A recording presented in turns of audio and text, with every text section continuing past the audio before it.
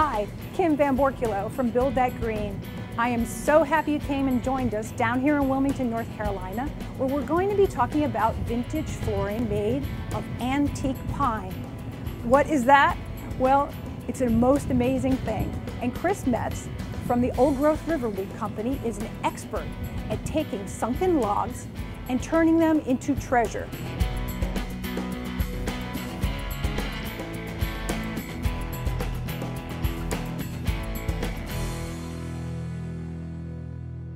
We're sitting here amongst this huge pile of longleaf pine trees that have been floated down the Cape Fear River.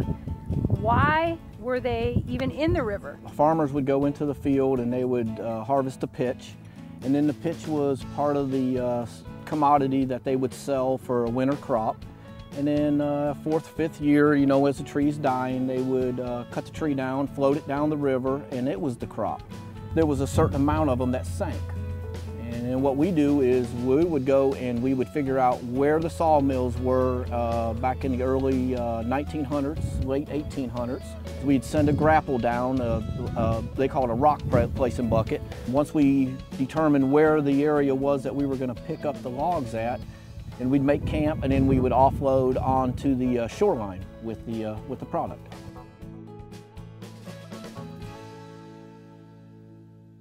Once we size it to length, we'll bring it over here and we'll put it on the sawmill, and obviously we want to cut the punk or the rot off of the top of the board or the log, and then what we'll do is we'll lay it down and start cutting our dimensional lumber. We'll cut it, put sticks in between it, let it air dry for anywhere from 120 to 180 days, and then we'll send it off to the dry kiln, and the dry kiln will bring it down to 6 to 8% moisture, and then we'll bring it back and we'll put it in a building, and then we'll start processing. We've got our old growth pine out stacking in the yard, and it's been sent to the kiln to dry, and now we brought it inside. What are we going to do next? We'd want to run it through this machine right here, which will clean up both of these edges, and it'll size the lumber and give us a nice straight glue line edge on both sides. And then see on this piece here, what we've got is a little bit of exterior check and a little bit of rot right here.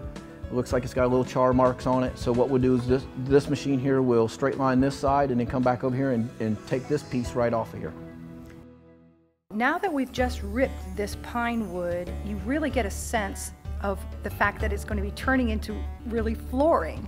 The grain on it is incredible. Tell us a little bit about what we're going to do next. Well, the next process is now we'll run it through this machine right here, which is the molder, and it'll cut this side off and put a tongue on it, put a groove on the other side, which will help it interlock on your floor, and then it'll put a relief on the bottom and put a finish cut on the top, so that very minimal sanding on it. Using locally salvaged wood is a great way to start greening your home. And today, we've had a rare opportunity to see how antique salvaged wood is transformed into absolutely gorgeous flooring and paneling.